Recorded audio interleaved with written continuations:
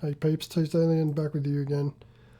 Thanks for joining me. This is the last in my little series of videos where we're going to look at the lineup of modules in the Serge lineup from Random Source. And well, it's the last one for now. Could be some time until I acquire and build some of the other modules that I sort of would like to. And it's a bit hard to say with shipping the way things are at the moment. So I'm just going to say this is going to be the last one for now. And yeah, this video is going to look at the ring mod, or the ring module, which is a ring modulator. And I'm going to talk a little bit about ring modulation, sort of underlying principles, and then do some audio demos, and I'll sort of hopefully show how this ring modulation, or the ring modulator, sounds. This module in particular is not as sort of flexible, I would say, as many of the other Serge modules. It's a very definite module in what it does. You know, it's a ring modulator, and that's what it does. You know, it's not a sort of a patch programming haven like some of the other modules. You can kind of use it for a few different things, but primarily, by and large, that's, you know, what it says on the tin is what it does. So in that case, I'll just sort of get into the panel and unpack what we have, and yeah, I'll come to talking about ring modulation in a moment. So you can see at the top, unlike a lot of the other modules, we have the output section. So these are two output jacks that are identical, and you're going to take the result of the ring modulation process from these outputs. It doesn't matter which one because they're both the same. So underneath we have the two inputs. These are somewhat different to each other. This input on the left is labeled signal. This is probably where you would put your sort of your main signal, or audio signal, that you would start with, you know, before you sort of modulate or process it. And then on the right hand side, labeled carrier, is the other input, but I'm sort of somewhat puzzled by the labeling in this case. I don't know, it'd be nice if someone else can clear it up, but you basically put your modulation signal into here. I guess I'm thinking of FM sort of, you know, carrier modulator sort of configurations, where carrier is your main signal and then your modulator is your other signal, whereas this is kind of backwards and opposite. So unless I'm mistaken, that's how I figured it anyway, because you have underneath these two inputs this mode control at the very bottom, and a voltage control input and attenuator for this mode control. And the mode control, well, being called mode, it allows the module to function in a few different sort of ways. So all the way counterclockwise, when the mode knob is all the way this down to the left, the signal passes through unscathed, more or less. You know, there's no modulation or any sort of processing, you know. So this is where I'm confused as to the sort of the labeling, but not to worry, the module still functions as you would expect. Anyway, if we turn this parameter, the mode control, up from minimum, we increase the depth of the modulation, which is the signal coming in at the carrier input. Halfway on this range, at it's sort of 12 o'clock or so, you're at sort of the peak point of reaching amplitude modulation, you know. And this is basically introducing sidebands to the signal through the, you know, the multiplication of the two inputs, which is more or less what's happening.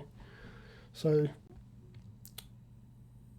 yeah, so as you increase from 0, as you bring it up, the levels of the sidebands will increase, until 12 o'clock, and once you go past that point, you start going further, and you're going from amplitude modulation through to full ring modulation when it's all the way clockwise at the right. And what that means is that you're basically reducing the signal, or the original frequency, or frequencies present in the signal input. So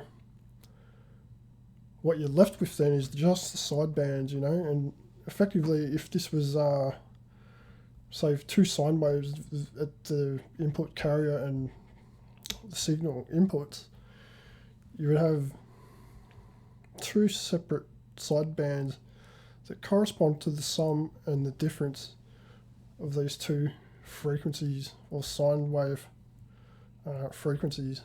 So let's have a look and see. I'll try and show you this as best I can on the scope, but we just need to bear in mind it's going to be hard to like show real pure ring modulation with sine waves, because these sine waves aren't pure. We're going to have a lot of sort of added spectral content and extra frequencies in the mix.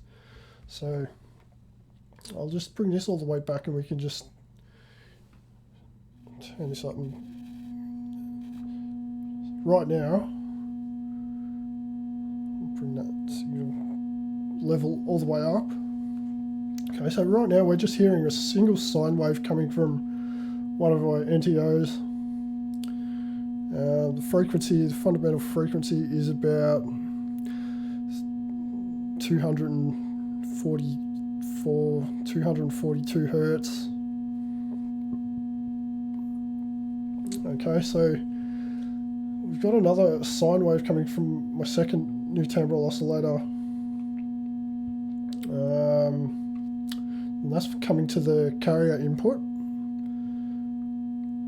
Now I have this pot set midway in its range, as you can see, because that is the ideal level according to the manual on, you know, modulating and getting amplitude modulation and ring modulation without, you know, with the minimum amount of extra harmonics in the signal.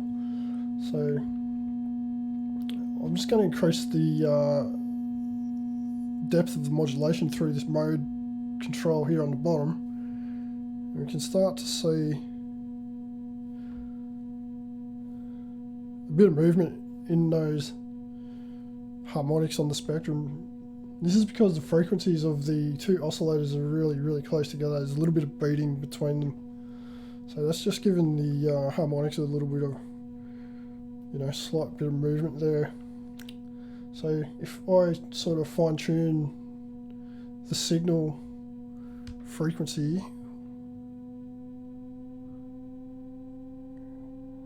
and just sort of get more of a discernible pitch difference between the 2 oscillators, we're starting to see those frequencies shift, and we're getting these extra sideband frequencies in the signal, which correspond to the sum and difference of the frequencies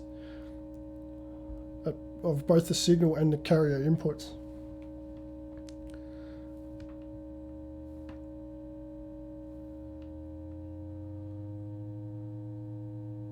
So I'm just separating them even further apart, so you can see now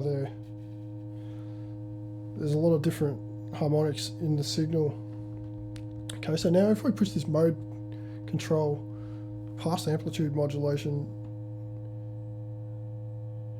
and finally reach ring modulation, you can see some of those main frequencies dip out,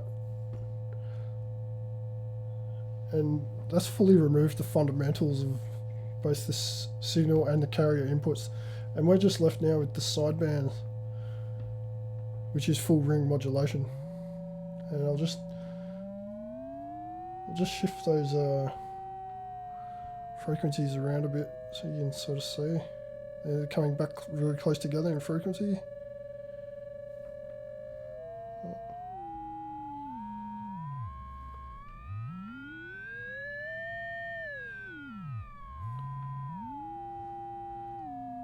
So you get that very classic ring mod sound.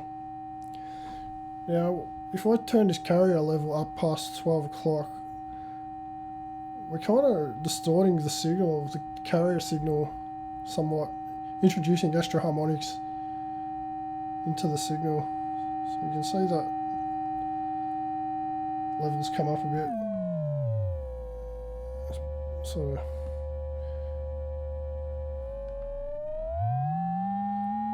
It's a bit hard to see, but there are extra bands in there now. If I take that back, some you can see some of them lower down and some just drop out completely. So yeah, effectively what you're getting is like, it's like a VCA, but instead of having, with a VCA, the modulation input stage is what's called 2-quadrant. So it's only going to operate with positive range voltages. You know, anything under 0 is effectively not going to, it's not going to affect the signal. Whereas with a ring modulation, it's called a 4-quadrant multiplier balanced modulator, and that effectively means you can run bipolar signals at either of the signal inputs, and yeah, you get extra sidebands, or more or less you get the sidebands minus the fundamentals when you sort of push past amplitude modulation, which is basically you'd only get amplitude modulation with a VCA doing the same sort of thing. So that's sort of in a nutshell how ring modulation works, and there's a few different circuits floating around for different sort of ring modulators, and they all sort of behave very similarly, but you get some sort of difference in character. And this particular ring mod was redesigned by Serge recently for Random Source, and I mean, I haven't compared it to a lot of different ring mods, but to me it sounds very good. Apparently it has a very low level of harmonic distortion, and yeah, like letting through the signal, like with full ring modulation, you get a very, very minimum, level of the original signal coming through. So I mean, I could only compare it to the Make Noise mod mix, which I also have, Modi mix, and I very much prefer the sound of the Serge over the Make Noise module, but it's nice to have like they do sound different, and I certainly use them all the time. So it's possible to use the ring mod as a VCA, just using a positive only sort of voltage at the carrier input instead of a bipolar signal. But I do, like, to be honest, I have noticed there's a bit of bleed in doing that, in that sort of application. It's sort of hard, and that may be down to the calibration of my particular module. I haven't actually calibrated this myself. This is one of the few modules that I didn't actually build and acquired off a friend, so it's possible that the calibration may be slightly out, but seems to work for most of my intents and purposes, and sounds, how I would expect. So I guess I'll just move on for some more extra, or some audio sort of demos. So we've heard 2 signs at the inputs. I'll take the carrier input and take that from the variable output, and we'll just try a few different wave shapes, and you can hear how that will affect the timbre and the sound. So we're still a full ring modulation here,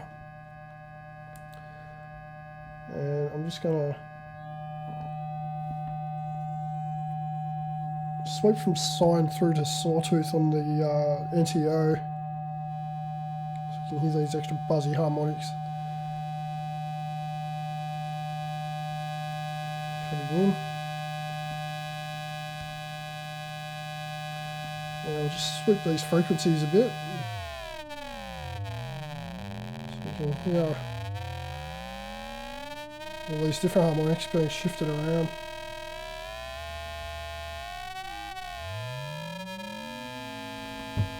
Remove both of them.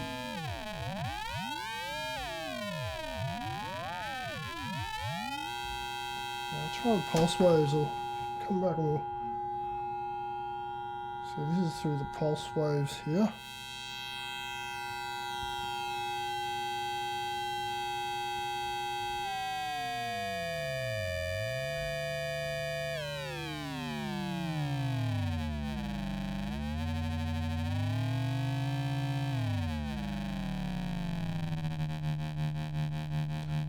They're very close in frequency now. You get nice sort of breathing interactions when they're very close in frequency. So increase the carrier depth, sort of increasing that movement or the level of that movement. Now change the wave shape on the signal current, the signal input. So this is a sawtooth and a pulse wave.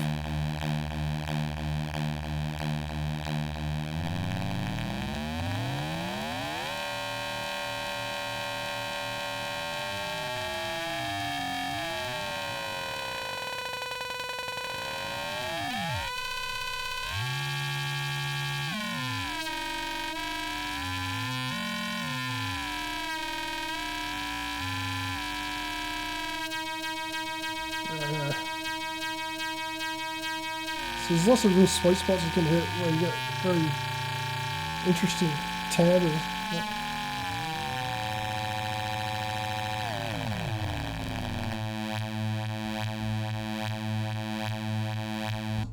Okay, so it's just a sawtooth at the signal input. I'm just gonna play some audio from my radio music module. It's a little bit.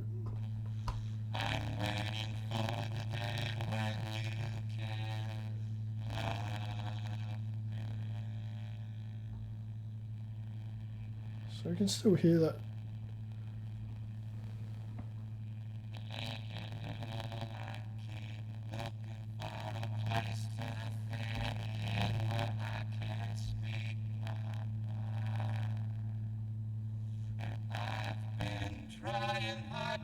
So I've just taken that back to the sine.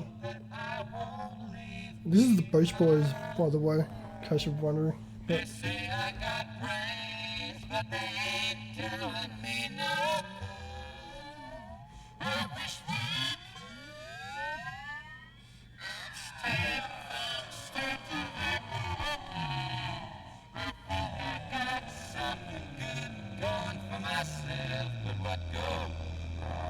if I increase that signal, I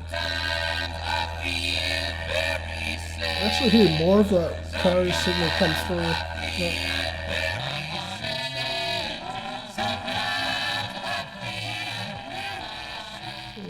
Push that into the pulse waves.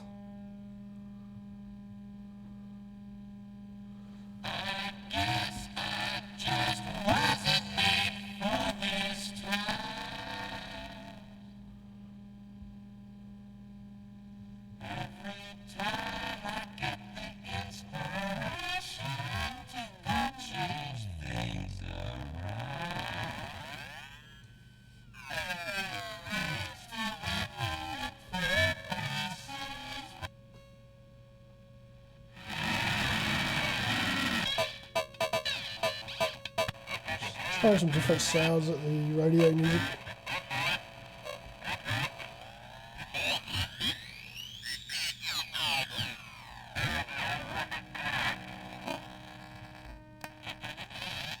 It's very, very thin, narrow pulse.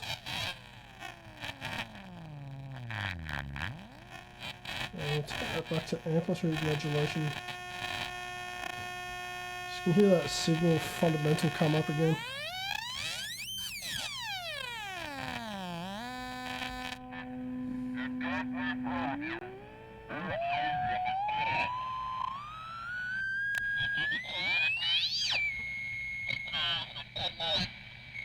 Back to full ring mod.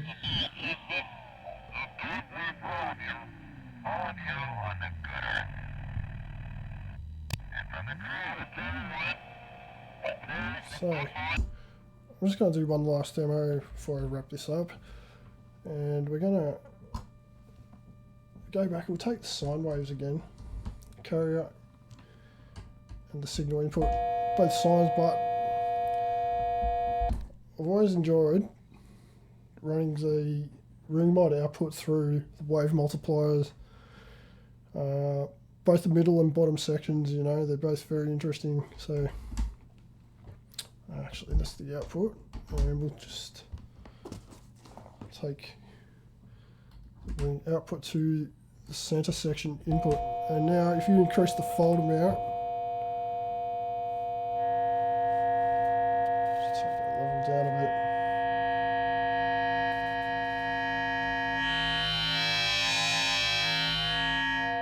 Get some really rich textures and timbres.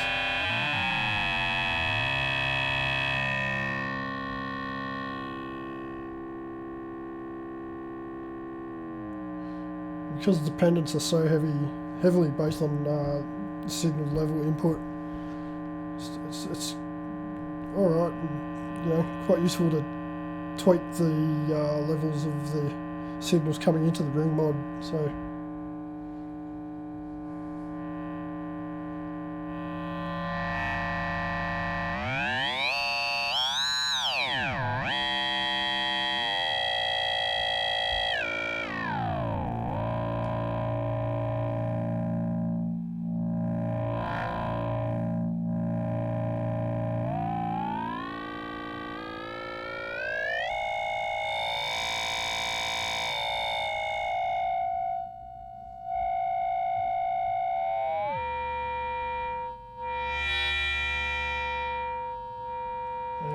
lastly, we'll just demonstrate the bottom section.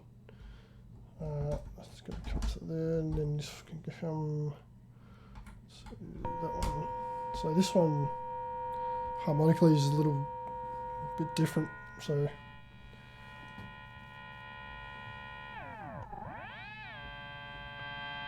press that carrier signal level.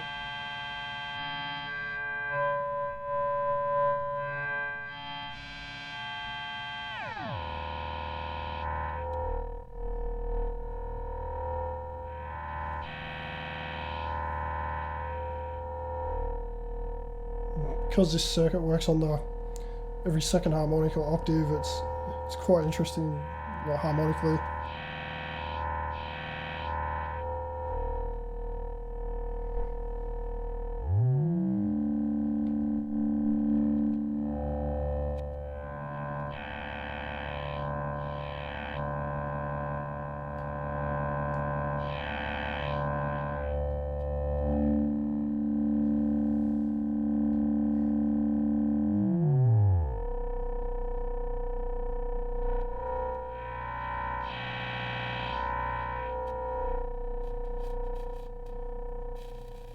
So there you have it. That sort of wraps up the demo for the ring mod. If you've got any questions, comments or queries and suggestions, any of that, do drop a line and I'll get back to you and try and answer questions as best I can. And yeah, hopefully this has been useful, and thanks for watching all the videos in the series. If you've been following along, definitely appreciate it. So it's not like going to be the last video I put together. I'll be looking at other things as well. So if you like what I have been doing, just give us a like and hit the subscribe button. That'd be fantastic. And I'm going to leave it there. Thanks again for watching, and I'll see you next time.